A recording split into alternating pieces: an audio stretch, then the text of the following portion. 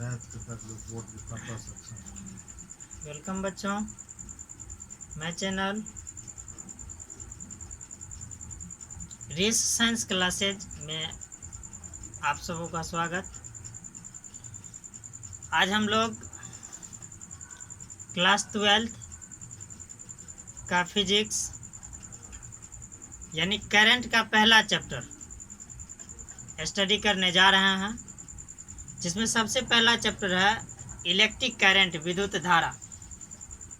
Electric current,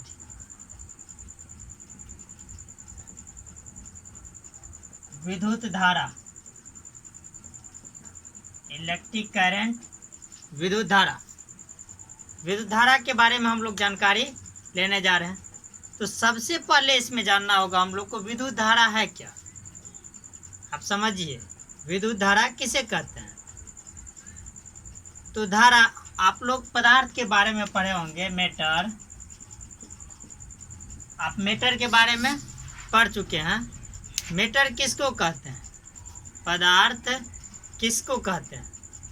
तो यहाँ अलग अलग दृष्टिकोण से, कभी हम लोग सॉलिड लिक्विड गैस के लिए पढ़े हैं, कभी हम लोग जो है मतलब पारदर्शी अपारदर्शी पारभासी पढ़े होंगे। लेकिन करंट में पदार्थ जो होता है, विद्युत के दृष्टिकोण से पदार्थ जो होता है, यह conductor, non conductor, semi conductor और सुपर कंडक्टर होता है।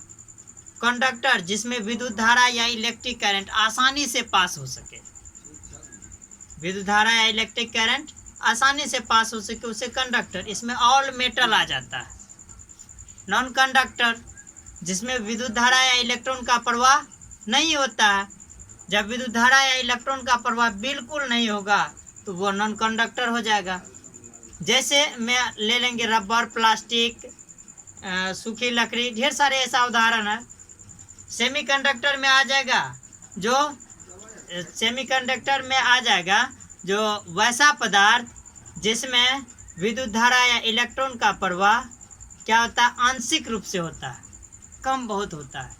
इसमें मेटलाइड का जो भी चीज़ जैसे सिलिकॉन वगैरह है, यानी जिसका कीट प्लेट वगैरह सब बनाया जाता है, ये सब चीज़ क्या हो जाएगा इसमें सेमीकंडक्टर के अंतर्गत।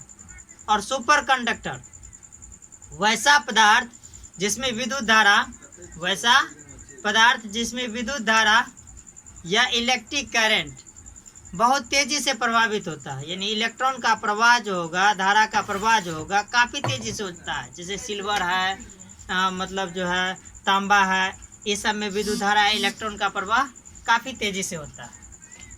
हम कोशिश ये करेंगे आप लोग का ज़्यादा वक्त नहीं लेते हुए हम तुरंत पॉइंट पे जाते हैं, क्योंकि लॉकडाउन की वजह से बहुत दिन से पढ़ाई बाधित है और आप लोग के पास वैसे भी बहुत ज़्यादा समय नहीं है। इसलिए हम कोशिश करते हैं कम समय में भी सब कुछ पूर्ण रूप से करें। तो अब सबसे पहले हम लोग बात करेंगे विद्युत धारा, इलेक्ट्रिक करंट का। किस चीज़ का बात करेंगे, विद्युत धारा, इलेक्ट्रिक करंट का। आखिर इलेक्ट्रिक करंट है क्या। हम लोग फार्मूला जानते हैं विद्युत धारा।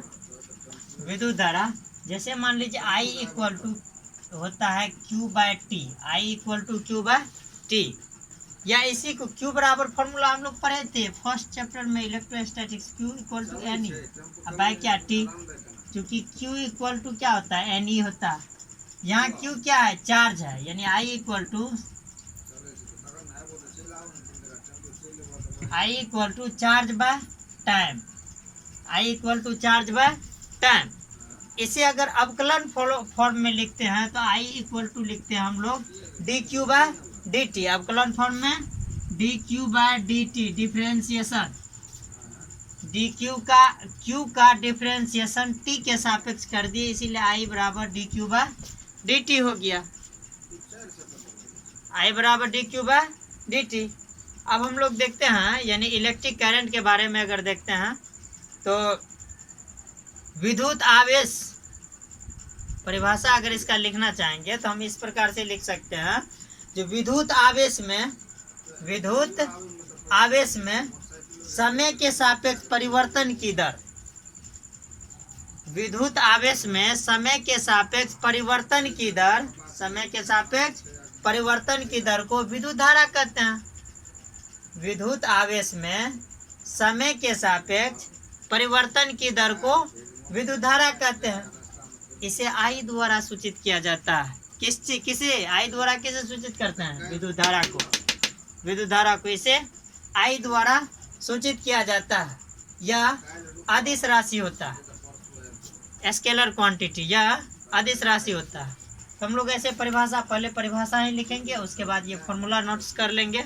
यानी विद्युत धारा विद्युत आवेश में समय के सापेक्ष, विद्युत आवेश में समय के सापेक्ष परिवर्तन की दर को विद्युत धारा कहते हैं। इसे आई द्वारा सूचित किया जाता है। यह एक अदिश राशि है। अब आई इक्वल टू फॉर्मूला है पता, चार्ज बाय टाइम, यानी I equal to D Q by D T, ये फॉर्मूला होता है। यानी इसको याद रखेंगे, जो समय के सापेक्ष इसमें चार्ज में परिवर्तन हुआ, समय के सापेक्ष चार्ज में परिवर्तन हुआ, तो समय के सापेक्ष जो चार्ज में परिवर्तन होगा वही तो विद्युत धारा है। इसका एसआई यूनिट हो जाता है, एसआई यूनिट। देखिए कितना सिंपल एसआई यूनिट। आप जानते हैं यहाँ चार्ज है क्यू, तो चार्ज का एसआई यूनिट क्या होता है? आप पढ़े हैं चार्ज का SI unit coulomb by T है, टी का जानते हैं सेकेंड होता है। तो आई का क्या हो जाएगा एसआई यूनिट, यानी विद्युत धारा का SI unit coulomb per second. एक यूनिट इसका कूलम पर सेकेंड, और इसका दूसरा यूनिट भी होता है एम्पियर, एम्पियर जिसे ए से डिनोट करते हैं। दूसरा यूनिट क्या होता है? एम्पियर। हमको नहीं लगता अब विद्युत धारा में किसी को कोई भी प्रॉब्लम होगा। सबसे पहले डेफिनेशन लिखेंगे, उसके बाद ये फॉर्मूला नोट करेंगे, उसके बाद एसआई यूनिट लिख लेंगे। इसके बाद बात आता है इसमें करंट डेंसिटी, धारा घनत्व का। किसका बात करेंगे? करंट डेंसिटी, करंट डेंसिटी, धारा घनत्व।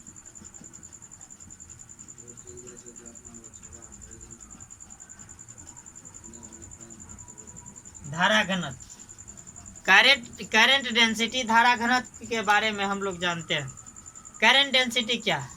तो किसी चालक तार के प्रति एकांक अनुप्रस्थ, किसी चालक तार के प्रति एकांक अनुप्रस्थ काट क्षेत्रफल से होकर, किसी चालक तार के प्रति एकांक अनुप्रस्थ काट क्षेत्रफल से होकर गुजरने वाली विद्युत धारा के परिमाण को धारा घनत्व कहते हैं।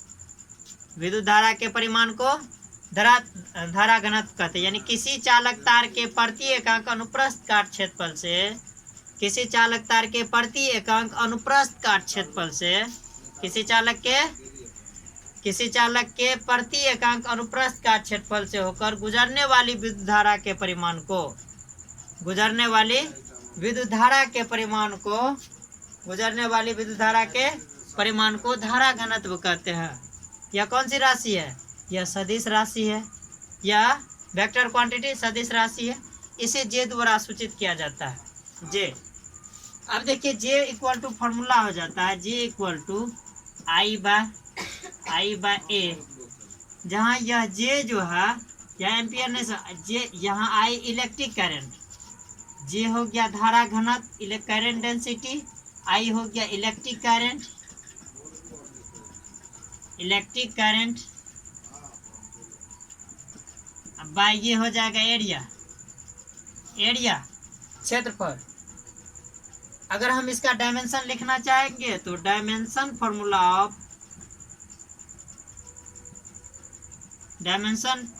ऑफ आई, यानी आई का डायमेंशन फॉर्मूला क्या होगा? हम लोग डायमेंशन निकालने के 11th में ढेर सारे मतलब जो है फिजिकल क्वांटिटी का डायमेंशन निकालने के लिए सीखे थे। उसी तरह से यहाँ आई बाय फॉर्मूला क्या होता है? J equal to I by ए। तो आई का तो आई रह जाएगा, आई का आई, और एरिया का एल स्क्वायर। एरिया, चूंकि एरिया क्या है? लेंथ इंटू ब्रेथ आएगा, तो length into breadth area, length भी एल और ब्रेथ भी एल, दोनों क्या है? दोनों लंबाई के लिए होता है। इसीलिए ये ऊपर जाएगा, आई L2 इन्वर्स हो जाएगा, आई L2 इन्वर्स। ये हो गया डायमेंशनल फॉर्मूला ऑफ जे, यानी धारा घनत्व का बीमीय सूत्र IL⁻²। ये हो गया। अब मान लीजिए इसका एसआई यूनिट कहेंगे हम लोग, तो एसआई यूनिट जो होता है, SI unit ampere per metre square. SI unit क्या कहेंगे? Ampere per metre square. रखना नहीं है, अगर आपको यह फॉर्मूला याद है G = I बाय, आई देख लीजिए, आई का एसआई यूनिट एम्पियर और एरिया का मीटर स्क्वायर, आई का एसआई यूनिट एम्पियर और एरिया का मीटर स्क्वायर। इस प्रकार से हम आसानी से धारा घनत्व के बारे में भी जानकारी ले सकते हैं, लिख सकते हैं। उसके बाद आता है ड्राफ्ट वेलोसिटी। उसके बाद ड्राफ्ट वेलोसिटी,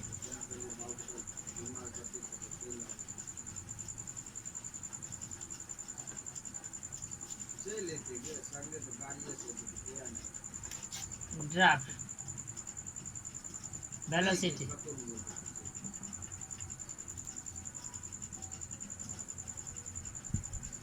ड्राफ्ट वेलोसिटी के बारे में हम लोग को जानना है। अनुगमन वेग, ड्राफ्ट वेलोसिटी क्या होता है? अनुगमन वेग, अनुगमन वेग, ड्राफ्ट वेलोसिटी अनुगमन वेग। अब हम लोग अनुगमन वेग के बारे में जानते हैं। जो अनुगमन वेग क्या है, अब मान लीजिए कि जो पहले 1 मिनट सुन लीजिए। किसी चालक वस्तु में, किसी चालक वस्तु में उपस्थित मुक्त इलेक्ट्रॉन की, किसी चालक वस्तु में, किसी चालक वस्तु में उपस्थित मुक्त इलेक्ट्रॉन की नियत औसत वेग को, किसी चालक वस्तु में उपस्थित मुक्त इलेक्ट्रॉन की नियत औसत वेग को अनुगमन वेग कहते हैं। किसी चालक वस्तु में उपस्थित मुक्त इलेक्ट्रॉन की नियत औसत वेग को अनुगमन वेग कहते हैं। इसे सूचित किससे किया जाता है? भी डी, सफिक्स में भी, सॉरी सफिक्स में डी हमेशा डालना है, क्योंकि सफिक्स में डी डालने के बाद ड्राफ्ट वेलोसिटी, वैसे केवल अगर भी डालेंगे तो वेलोसिटी हो जाएगा। लेकिन हम लोग वेलोसिटी के बारे में भी कई वेलोसिटी देखे, मान लीजिए यूनिफॉर्म वेलोसिटी देखे, अनयूनिफॉर्म वेलोसिटी देखे, एवरेज वेलोसिटी देखे ना। अब यहाँ हम लोग लिनियर वेलोसिटी, यहाँ हम लोग क्या ड्राफ्ट वेलोसिटी के बारे में भी जानकारी ले रहे हैं। तो इसे भी डी द्वारा क्या किया जाता है? डिनोट किया जाता है। बिल्कुल सिंपल है, कहीं से बहुत ज़्यादा कहेंगे कि जो हार्ड है, इसमें एक भी टॉपिक हार्ड नहीं है। वैसे यह सब बेसिक चीज़ है, पहले क्लास में भी हम लोग पढ़ चुके हैं। अब देख लीजिए, ड्राफ्ट वेलोसिटी के बाद, अनुगमन वेग के बाद अगर हम लोग बात करेंगे, देख लिए होंगे सर, हम लोग बात करते हैं, एक थ्योरम है, समझे बढ़िया से, कह रहा है जो relation between electric current, current density and draft velocity, relation between, relation between, question समझे, relation between electric current, electric current I, current density धारा घनत्व,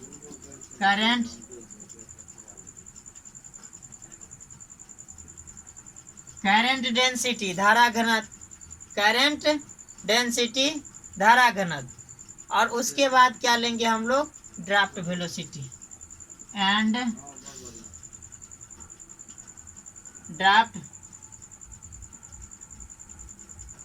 draft velocity, relation between electric current, current density and draft velocity. यानी ऐसे बोल सकते हैं, विद्युत धारा, धारा घनत्व एवं अनुगमन वेग के बीच संबंध। विद्युत धारा, धारा घनत्व, इलेक्ट्रिक करंट, विद्युत धारा, करंट डेंसिटी धारा घनत्व, और ड्राफ्ट वेलोसिटी अनुगमन वेग के बीच हम लोग को क्या ज्ञात करना है? संबंध ज्ञात करना है। इसमें किस प्रकार का संबंध है, इस चीज के बारे में हम लोग जानकारी लेंगे। तो देखिए, सबसे पहले एक फिगर ड्रॉ करते हैं।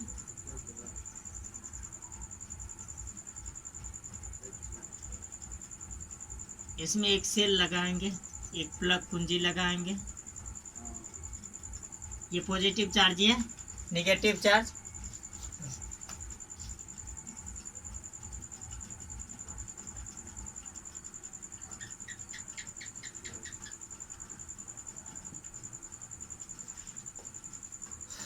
अब यहाँ से ये टोटल यहाँ से यहाँ तक E,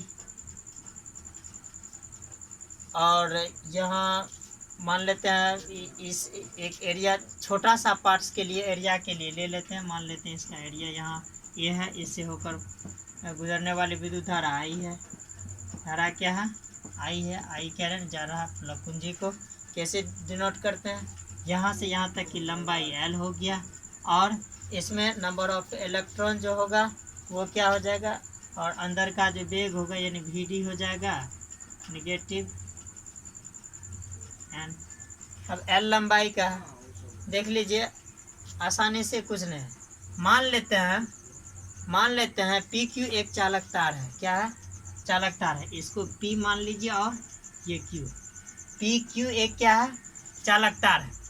फिगर पे ध्यान दें, PQ एक चालक तार है।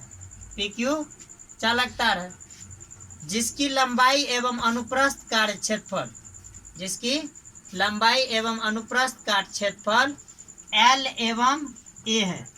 जिसकी लंबाई एवं अनुप्रस्थ काट क्षेत्रफल यानी काट अनुप्रस्थ काट क्षेत्रफल A और लंबाई L है। लंबाई L है।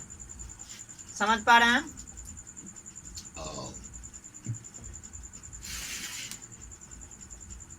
चालक तार में उपस्थित मुक्त इलेक्ट्रॉन की अनुगमन वेग, चालक तार में उपस्थित मुक्त इलेक्ट्रॉन की अनुगमन वेग VD है। इसमें जो मुक्त इलेक्ट्रॉन होगा जिसका अनुगमन वेग, मुक्त इलेक्ट्रॉन है जिसका अनुगमन वेग क्या है? VD है। चालक तार से होकर बहने वाली विद्युत धारा I है, यानी बहने वाली बोले या प्रवाहित होने वाली धारा बोले, दोनों कहना एक ही बात है। तो चालक तार से होकर बहने वाली विद्युत धारा I है तथा इलेक्ट्रॉन घनत्व N है। इसका इलेक्ट्रॉन घनत्व कितना है? N है। इलेक्ट्रॉन घनत्व N है। अब आसानी से हम लोग कर सकते हैं, यहाँ लिखेंगे 9। अब चालक तार में उपस्थित फ्री इलेक्ट्रॉन की कुल संख्या, चालक तार में उपस्थित free electron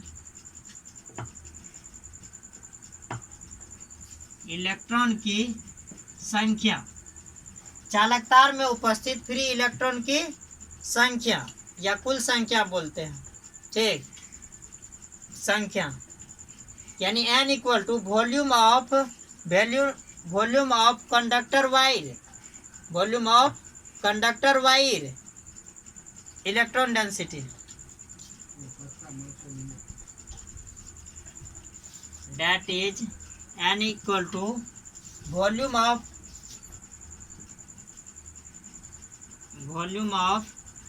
conductor wire,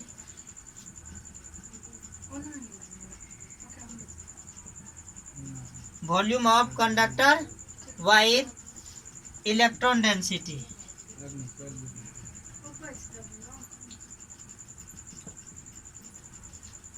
N equal to volume of conductor wire electron density, यानी यहाँ इंटू ले लें conductor wire into electron density, conductor wire N equal to volume of conductor wire into electron density. Formula हो गया electron density. अब देखिए implied that N equal to volume of conductor wire, यानी conductor wire का आयतन क्या होगा? तो ये एरिया देख रहे हैं ना, तो एरिया में अगर इसके लेंथ से मल्टीप्लाई कर देंगे तो या इसका वॉल्यूम निकल जाएगा। अगर एरिया में लेंथ से मल्टीप्लाई कर दे तो इसका क्या हो जाएगा? कंडक्टर वायर का वॉल्यूम निकल जाएगा। तो L इंटू A इंटू क्या पता, इलेक्ट्रॉन डेंसिटी क्या हो जाएगा? N, इलेक्ट्रॉन डेंसिटी N, यानी चालक तार में उपस्थित फ्री इलेक्ट्रॉन का कुल आवेश। अब आगे हम लोग को देखना है चालक तार में उपस्थित फ्री इलेक्ट्रॉन का कुल आवेश। चालक तार में उपस्थित फ्री इलेक्ट्रॉन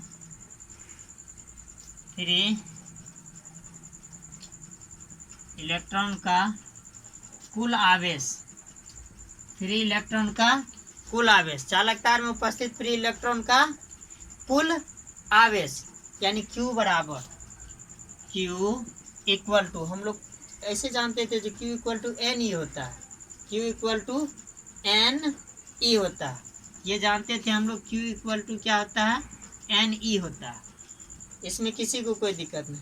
यहाँ Q इक्वल टू तो A L N into E लिख सकते हैं, Q equal to A L N into A, Q equal to A L N into A. अब देखिए चूंकि Q इक्वल टू अगर ऐसा होता है तो परिपथ से होकर बहने वाली विद्युत धारा क्या होगा, परिपथ से होकर बहने वाली विद्युत धारा क्या होगा, इस चीज के बारे में हम लोग थोड़ा, इसे अभी पूरा नहीं हुआ है, आगे है। और ये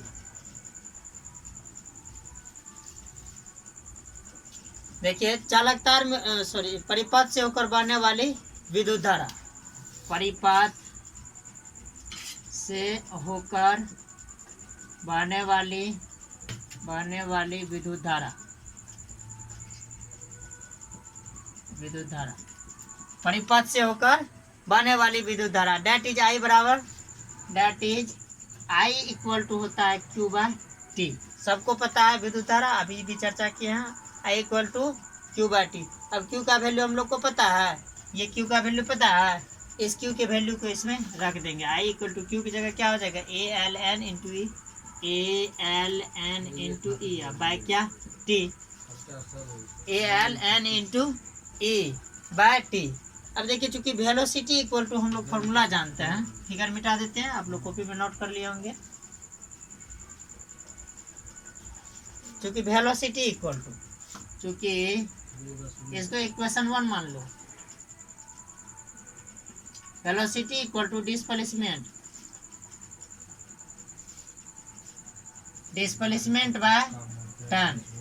वेलोसिटी इक्वल टू क्या होता है फॉर्मूला, डिस्प्लेसमेंट बाय टाइम। तो वेलोसिटी यहाँ कौन सा वेलोसिटी काम करेगा, ड्राफ्ट वेलोसिटी, जो इससे पहले हम लोग पढ़े हैं ड्राफ्ट वेलोसिटी के बारे में। तो drift velocity V D equal to L by T, V D equal to L by T, क्योंकि डिस्प्लेसमेंट हम लोग का ये तो टोटल कंडक्टर वायर की जो लंबाई थी, चालक तार की जो लंबाई थी, वो चालक तार की लंबाई एल था, इसीलिए एल अब उसमें कितना समय, टी समय कार्य कर रही है, तो टी समय एल बाय टी। अब यहाँ से हम लोग V D equal to L by T है तो टी निकाल सकते हैं, तो टी इक्वल टू क्या हो जाएगा, T equal to L by V D, T equal to L by V D. इसको इक्वेशन मान लेते हैं, तो इक्वेशन 2। इसके बाद हम लोग बात करते हैं, अब मान लीजिए समीकरण 2 का मान समीकरण 1 में रख देते हैं, putting the value of equation first in equation, putting the value of equation second in equation first.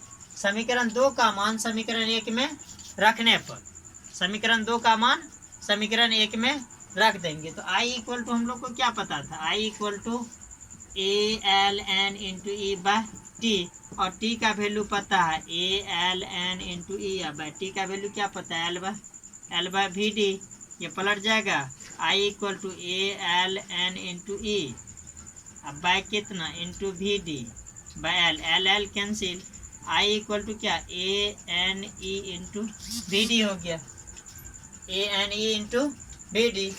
अब यहाँ से बारी बारी से, चूँकि वी डी अगर निकाल लेंगे यहाँ, तो वी डी इक्वल टू क्या हो जाएगा, आई बाय ए एन ई। अगर वी डी निकाल लेते हैं तो V D equal to I by A N E हो जाएगा, और आई बाय ए एन ई जो है, तो यहाँ से हम लोग आई बाय अगर ए कर लेंगे तो आई बाय ए का मतलब कितना, आई बाय ए का मतलब जे अनुगमन वेग, तो यहाँ जे बाय क्या हो जाएगा, N E, J by N E.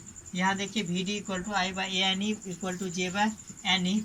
इस फॉर्मूला से मतलब यही रिलेशन हम लोग को साबित करने के लिए कह रहा था, जो आसानी से हम लोग निकाल चुके हैं प्रूफ। इसमें किसी को किसी प्रकार का कोई दिक्कत नहीं होनी चाहिए और आसान भी है। अब हम लोग देखते हैं electron density and mobility, electron density and mobility. Electron density and mobility क्या है, इस चीज के बारे में हम लोग जानकारी लेंगे।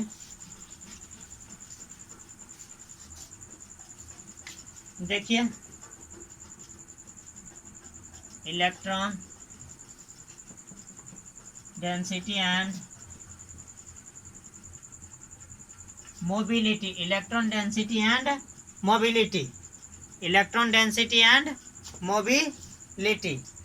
तो सबसे पहले इलेक्ट्रॉन डेंसिटी के बारे में जानते हैं। इलेक्ट्रॉन डेंसिटी, इलेक्ट्रॉन डेंसिटी क्या, ऐसे बोल सकते हैं जो किसी चालक तार के प्रति एकांक आयतन में, किसी चालक तार के प्रति एकांक आयतन में, किसी चालक तार के प्रति एकांक आयतन में उपस्थित, किसी चालक तार के प्रति एकांक आयतन में उपस्थित फ्री इलेक्ट्रॉन की संख्या को, फ्री इलेक्ट्रॉन की संख्या को इलेक्ट्रॉन डेंसिटी कहा जाता है।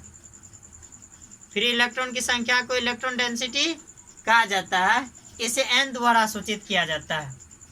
किसी चालक तार के प्रति एकांक आयतन में, किसी चालक तार के प्रति एकांक आयतन में उपस्थित फ्री इलेक्ट्रॉन की संख्या को, उपस्थित फ्री इलेक्ट्रॉन की संख्या को इलेक्ट्रॉन घनत्व कहते हैं।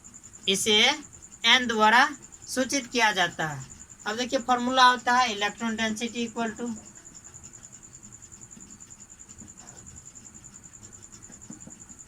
Electron density equal to formula होता है total free electron in conductor wire, total free electron in conductor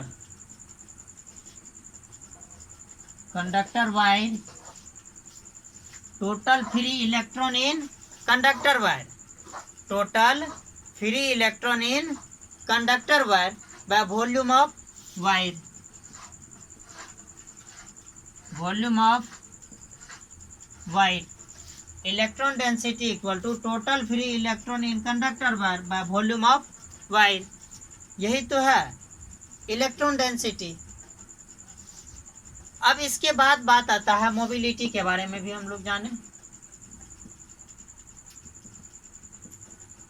mobility क्या, तो मोबिलिटी ऐसे परिभाषित करेंगे, प्रति एकांक विद्युत क्षेत्र में उपस्थित, प्रति एकांक विद्युत क्षेत्र में उपस्थित, प्रति एकांक विद्युत क्षेत्र में उपस्थित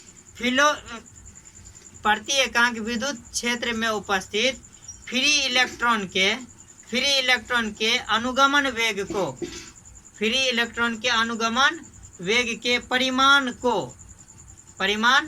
को मोबिलिटी कहते हैं। इसे म्यू द्वारा डिनोट किया जाता है। किस चीज़ के द्वारा? म्यू द्वारा डिनोट किया जाता है। इसे म्यू द्वारा डिनोट किया जाता है।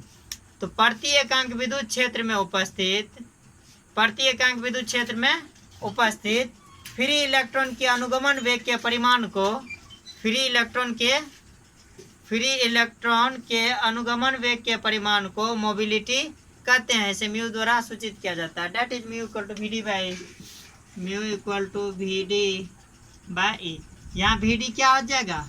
वी डी ड्राफ्ट वेलोसिटी, और ई विद्युत क्षेत्र। हम लोग इलेक्ट्रोस्टैटिक्स में विद्युत क्षेत्र की तीव्रता, ये सब सारे कुछ का स्टडी कर चुके हैं, इसलिए हम लोग आगे यहाँ इस चीज़ सब पे डिस्कस ज़्यादा नहीं करेंगे। इसके बाद बात आता है ओम्स लॉ है, फिर ओम्स लॉ का सत्यापन होता है।